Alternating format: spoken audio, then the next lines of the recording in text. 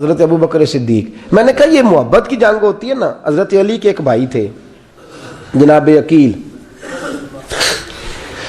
جناب عقیل وہ جب انہوں نے کلمہ پڑھا تو نبی پاک کے بڑا قریب رہنے لگے, اور میرے نبی کریم صلی اللہ علیہ وسلم بھی ان سے بڑا پیار کرتے. حضور فرماتے ہیں تیرا کلمہ پڑھنے کی مجھے ڈبل خوشی ہوئی ہے.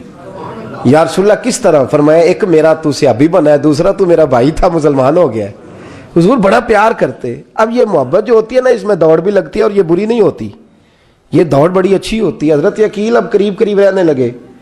میں نے عرض کیا کہ نبی پاک اپنے ذاتی کام حضرت صدیق اکبر کو بتاتے تھے. گھوڑے کی تیاری کر, فلاں کام کرنا ہے, سیدہ فاطمہ کی شادی کرنی, ہر معاملے میں سیدنا صدیق اکبر پیش تھے. اب جب عقیل بن ابی طالب آئے تو حضور کا پیار تھا ان سے بھی, اب محبت کی جنگ چھڑ گئی. اب جناب عقیل کہتے ہیں میں کہنے لگا یار یہ کہیں پیچھے ہوتا ہی نہیں, ہر معاملے میں اسے پیچھے بٹھاؤ بھی تو آگے آ جاتا ہے, اس نے کیا کمال کر دیا ہے. کہتے ہیں آہستہ آہستہ نا میں جوان تھا, ابھی نوجوانی کا عالم تھا, تو وہ خاص پہلو میں سمجھنے سے ابھی قاصر تھا. توجہ ہے آپ کی؟ کہتے ہیں ایک دن نا بڑی باتوں میں حضور فرماتے ابو بکر میرا گھوڑا تیار کرو, تو کہتے ہیں میں دوڑ, کہتا تو چھوڑ میں کرتا ہوں. کہتے ہیں وہ چپ کر جاتے. جتنی جگہ وہ مجھ سے بن سکا میں نے روکا.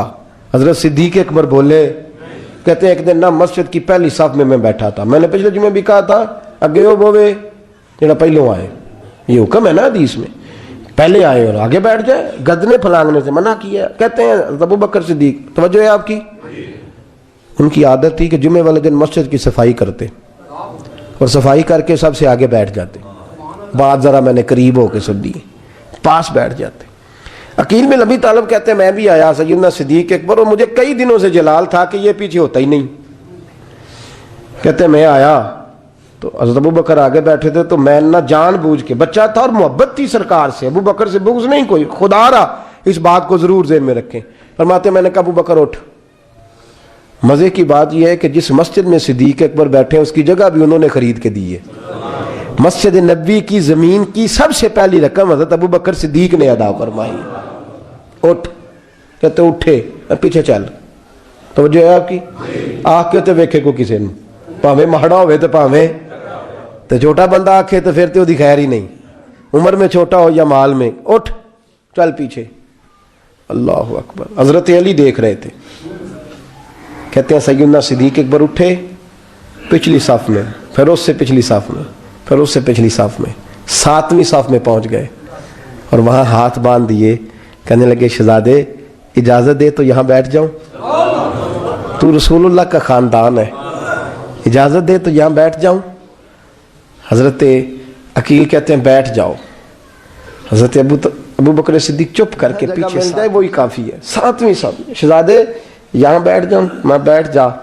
وہاں بیٹھ گئے, نماز جمعہ پڑھا, سب چلے گئے. حضرت علی حضور کی بارگاہ, یا رسول اللہ عقیل کو تو کچھ سمجھائے. حضور نے فرمایا کیا ہوا؟ کہ حضور اکثر ابو بکر صدیق سے یاڑ جاتا ہے, آج بھی پہلی صف سے اٹھا کے 7ویں صف میں. شکایت تو حضرت عقیل کی لگ رہی ہے نا, اور حضور فرماتے علی تو عقیل کی چھوڑ, بتا ابو بکر نے کیا جواب دیا ہے. تو ابو بکر کی بتا, تو اس کی چھوڑ, تو اس کی, تو میرے دوست کی, میرے یار کی, میرے خلیل کی بتا. تو حضرت علی رو پڑے, کہنے لگے محبوبہ ابو بکر جیسا درد کہاں سے ڈھونڈ کے لائے. تو چپ کر کے 7ویں صف میں گیا, اور اس نے کہا تو خون رسول ہے, تیری نسل پاک میں ہے بچہ بچہ نور, تو ہے نے نور تیرا سب گھران. چپ کر کے بیٹھ گیا. حضور نے فرمایا بلاؤ ابو بکر کو, عقیل کو بھی بلاؤ. دونوں آ گئے. حضور نے فرمایا ابو بکر جمعے میں کیا ہوا ہے؟ عرض کی حضور کچھ بھی نہیں. حضور نے فرمایا تجھے کسی نے صف سے اٹھایا؟ کہا نہیں یا رسول اللہ نہیں. آپ کو کس نے بتایا؟ حضور کیا؟ فرمایا نہیں میں نے سنا ہے کہ تجھے عقیل نے. کہا حضور وہ شہزادے آئے تھے, انہوں نے یار اتنا جذبہ دنیا کہاں سے ڈھونڈ کے لائے گی. بلے شاہ اوتھے ککھ نہیں بچدا جتھے عشق نے لایا ڈھیرا. کہا حضور یار یہ لفظ تاریخ میں ڈھونڈو گے تو نہیں ملے گے. میرے ابو بکر صدیق کیا فرماتے ہیں؟ کہا حضور وہ نسل رسول کا شہزادہ ہے نا, اس نے ابو بکر کو 7ویں صف میں ابو بکر کا بیٹھنا پسند کیا تو ابو بکر راضی ہے. حضور اس نے یہاں بیٹھنا پسند کیا, تیری نسل پاک میں بچہ بچہ نور, تو ہے نے نور تیرا. اور کہا حضور وہ خاندان ہے, میں خادم ہوں, فرق تو ہے نا. وہ خاندان ہے، میں خادم ہوں۔ میرے رسول کریم صلی اللہ علیہ وسلم نے بلایا جناب عقیل کو، ڈانٹا نہیں، محبت فرمائی۔ سرکار نے فرمایا عقیل بیٹے بیٹھ جا، میں تجھے سمجھاؤں۔ پھر حضور نے بات چھیڑی، فرمایا تجھے پتہ ہے میرا ابو بکر کون ہے؟ عرض کی حضور میں، فرمایا نہیں سن، مکے میں سارا مکہ میرا دشمن تھا، یہ میری تنائیوں کا دوست تھا۔ فرمایا لوگ تلواریں لے کے آتے تھے مجھے مارنے، اور اس کی تلوار اٹھتی تھی، کہتا تھا پہلے میں مروں گا پھر کوئی مصطفیٰ تک جائے۔ تجھے پتہ ہے یہ کون ہے؟ حضرت ابو بکر صدیق ہاتھ باندھے، حضور میں نوکر ہوں یا رسول اللہ، میں نے کوئی شکایت ہی نہیں کی۔ فرمایا عقیل یار ادھر بیٹھ بیٹے، میں تجھے بتاؤں۔ کہا لوگ مجھے شیب ابی طالب میں قید کر آئے تھے، میری بیٹیاں پتے کھا کے گزارا کرتی تھی۔ یہ ابو بکر تھا پورے مکے میں جو ظلم سہ کے میرے تک غلہ اور اناج لے کے آتا تھا۔ فرمایا عقیل ادھر آ، میں تجھے بتاؤں، تیرا خاندان تیرا قبیلہ سوائے مولا علی شیر خدا کے، فرمایا وہ سب لوگ میرے ساتھ پیار کرتے تھے، ہمارے اوپر انہوں نے مکے کی زمین تنگ کر دی۔ فرمایا میں مکے سے نکلا تھا، ابو بکر کی بیٹی غار ثور میں کھانا پکا کے لاتی تھی، اس کا بچہ بکریوں کا دودھ لے کے آتا تھا۔ فرمایا یہ جان پہ کھیل کے میری نگرانی کرتا تھا۔ فرمایا تجھے پتہ ہے جس جگہ تو بیٹھا ہوا ہے نا، یہ مسجد کی زمین بھی ابو بکر صدیق نے خرید کے دی۔ حضرت سیدنا عقیل یا رسول اللہ غلطی، حضرت ابو بکر کہتے ہیں حضور واللہ و رسول و منو، میرے اوپر اللہ رسول کے احسان ہے۔ آخری لفظ میرے حبیب نے کہے، حضور نے فرمایا عقیل میرے پاس جس کے بھی پیسے آتے ہیں میں بیگانے سمجھ کے خرچ کرتا ہوں، میں کہتا ہوں فلانے کے ہیں، وہ پوچھے گا کہاں لگے، لیکن ابو بکر کے پیسے آتے ہیں تو میں اپنے سمجھ کے خرچ کرتا ہوں۔ اور میرے رسول کریم صلی اللہ علیہ وسلم نے فرمایا میرے ساتھ جس نے نیکی کی میں نے بدلہ چکا دیا ہے، ابو بکر کا میں نے بدلہ دیا ہی نہیں۔ قیامت کے دن جب سب جنت میں جانے لگیں گے تو میں اس کا بازو تھام کے اللہ کی بارگاہ میں لے جاؤں اور میں کہوں گا یا اللہ میرے مولا، کلمہ پڑھنے سے لے کر غار تک، غار سے بدر تک، بدر سے احد، حنین، خندق، تبوک اور مزار تک، یا اللہ اس کی بڑی نیکیاں ہیں، اسے تو ہی بدلہ عطا فرما۔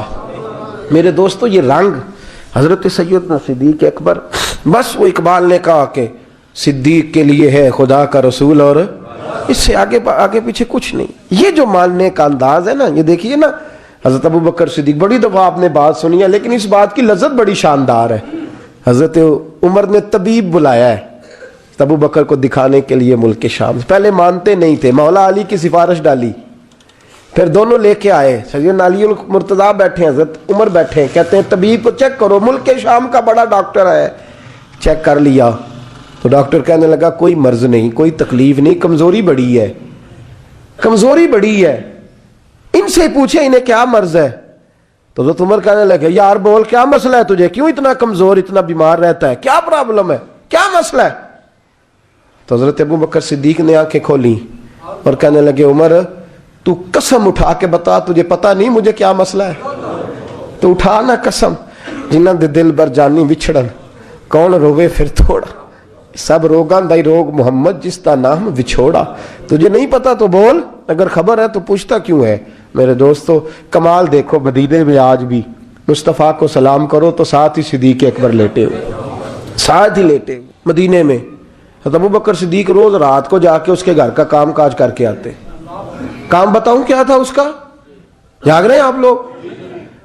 اس زمانے میں نا لوگ باتھ روم گھر میں بنا لیتے تھے، شاید پرانے لوگوں نے دیکھے ہوں، وہ اس کے اندر ہی پیشاب پخانہ رہتا تھا، وہ آتے تھے ملازم تو وہ اٹھا کے باہر پھینکا کرتے تھے، وہ بی بی گھر کے اندر پیشاب کرتی، نابینا ہے، وارث کوئی نہیں، تب ابو بکر صدیق آتے، امیر آدمی اور اس کا وہ پخانہ پیشاب اٹھا کے باہر پھینک کے آتے، پھر اس کے گھڑے میں پانی بھر کے لاتے، پھر اس کے گھر میں جھاڑو دیتے، پھر اس بوڑھی عورت کو کھانا کھلاتے، پھر اس کو خرچہ دیتے، پھر اس کو کہتے کہ فلاں آدمی کی تیرے پڑوسی کی میں نے ڈیوٹی لگا دی ہے، ضرورت ہو تو اس کو کہہ دینا۔ بڑے زمانہ خدمت کی۔ ایک دن حضرت عمر فاروق اس بی بی کے دروازے پہ چلے گئے، دستک دی، اس نے کہا کون ہے دروازے؟ کہا میں عمر فاروق ہوں، عمر بن خطاب ہوں، پتہ چلا ہے آپ لوارث ہیں، میرا دل کرتا ہے میں آپ کے گھر کا کام کاج کر دیا کروں۔ تو بی بی کہنے لگی نہیں، ایک بندہ آتا ہے کئی سالوں سے وہ کر رہا ہے، مجھے وہی ٹھیک ہے. ایک آتا ہے بڑے سالوں سے کام کرتا ہے، وہی ٹھیک ہے. تو حضرت عمر کہنے لگے میں نے بھی کام ہی کرنا ہے، کچھ اس سے کرا لے، کچھ مجھے موقع دے دے نیکی کا. کہنے لگی نہیں وہی ٹھیک ہے. تو فرمانے لگے میرے اندر کیا نقص نظر آیا ہے، اماں جی مجھے بھی ٹائم دیں. تو بی بی کہنے لگی نہیں وہی صحیح ہے. حضرت عمر جذباتی آدمی تھے، جلالی آدمی تھے. کہنے لگے میں نے کہا نہیں مجھے بتاؤ میں کیوں نہیں کر سکتا. تو بوڑھی اماں کہنے لگی تجھ میں اور اس میں فرق ہی بڑا ہے. کہا وہ کیوں؟ کہنے لگے اتنے سال ہو گئے اسے آتے ہوئے، اتنے سال. تو پہلے دن آیا ہے اور آتے کہہ رہا ہے میں عمر بن خطاب ہوں، اپنا نام بتا رہا ہے. سالوں ہو گئے میں روز پوچھتی ہوں تیرا نام کیا ہے، وہ بتاتا ہی نہیں. وہ کہتا ہے اماں میں کام صحیح کرتا ہوں تو نام کو چھوڑو، نام بتا کے کیا کرنا ہے. فرمایا یہ تھوڑا فرق ہے، اس نے اتنے سالوں میں نام نہیں بتایا اور تو پہلے دن ہی آگے کہہ رہا عمر بن خطاب ہوں. تو ابا جی کا بھی نام بتا رہا ہے، میں نے نہیں کام کرانا، مجھے وہی صحیح ہے. نام نہیں بتاتا، نوکری پوری کر جاتا ہے. حضرت سیدنا عمر فاروق فرماتے ہیں میں تہجد کے وقت جھاڑیوں میں چھپ کے بیٹھ گیا. کہتے ہیں مسجد نبی سے وہ شخص نکلا، چہرے پہ نقاب، پیروں سے ننگا، اور میں نے اس شخص کو خرامہ خرامہ اس بوڑھی عورت کے گھر کے قریب جاتے دیکھا. تو پیچھے سے جا کے میں نے کہا او مسافر چہرہ تو دکھا. تو کہتے ہیں چہرہ اٹھایا تو ابو بکر صدیق تھے، صدیق اکبر تھے. حضرت عمر فاروق فرماتے ہیں میں نے کہا تو جوتی کو اتار کے آتا ہے؟ تو کہنے لگے جوتی سے جب چلتا ہوں تو پیروں میں آواز پیدا ہوتی ہے، جوتے کی وجہ سے. پڑوسیوں کو تکلیف دینے کا مقصد تو کوئی نہیں نا. اور فرمایا جب جوتوں سے آواز پیدا ہوگی تو گلی محلے والے پوچھیں گے ابو بکر کدھر جا رہا ہے، تو میں نیکی کسی کو بتانا نہیں چاہتا. تو فرمایا ابو بکر کب سے آ رہے ہو؟ فرمایا چھوڑ عمر، بس دعا کر رب میرا آنا قبول فرما لے. تو دعا کر سرکار کی بارگاہ میں حاضری صحیح لگتا ہے. چھوڑ میں کب سے آ رہا ہوں، کس وقت سے آ رہا ہوں، اس مسئلے کو چھوڑ.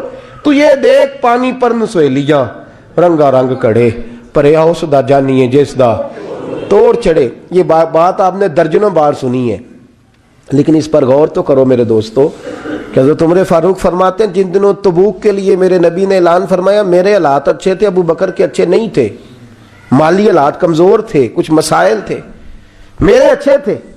میری سرکار نے اعلان فرمایا کہ پیسے دو. فرماتے ہیں چونکہ میرے حالات بھی اچھے تھے تو میں نے کہا اس دفعہ پہلا نمبر میرا ہی ہوگا. فرماتے ہیں آدھا مال گھر کا، یہ بھی بڑی دلیری ہے. کتنا؟ بولیے. اتنے تو اسی ابے نو نہیں دس دے ساڑھے کو پیسے کنے نے، کہتے ابا جی مانگنا لین، والد صاحب کو نہیں بتاتے. ہماری جیب بکھری ہوتی ہے، ایسے ہی نانا کوئی مانگی نہ لے. آدھا مال حضرت عمر فاروق فرماتے ہیں آدھا مال میں نے بانٹ کے حضور کی بارگاہ میں، اور ساتھ میرا ارادہ ہے کہ ابو بکر آج میں نہیں تجھے آگے گزرنے دیتا. فرماتے ہیں مال پیش کیا، تھوڑی دیر گزری تو ابو بکر بھی آ گئے.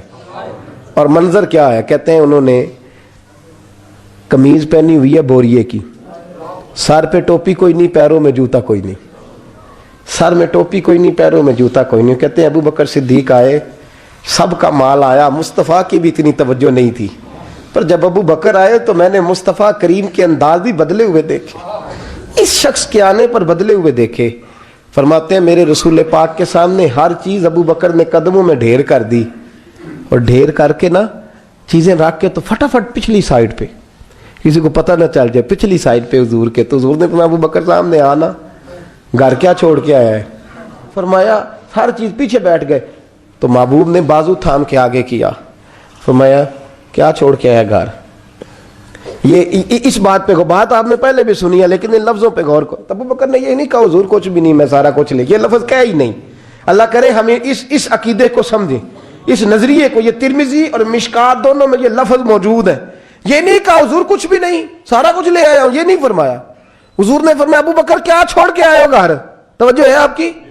لفظ دیکھیں، کہا ما ابقیت اللہ و رسولہ، یا رسول اللہ گھر میں خدا کو بھی چھوڑ آیا ہوں، محمد مصطفیٰ کو بھی چھوڑ آیا ہوں. یہ لفظ ہے سیاستہ کے. اقبال کہتے ہیں پروانے کو شمع بلبل کو بھول، بس اس بس کو سمجھنا، پروانے کو شمع بلبل کو پھول، بس صدیق کے لیے ہے خدا کا رسول اور بس.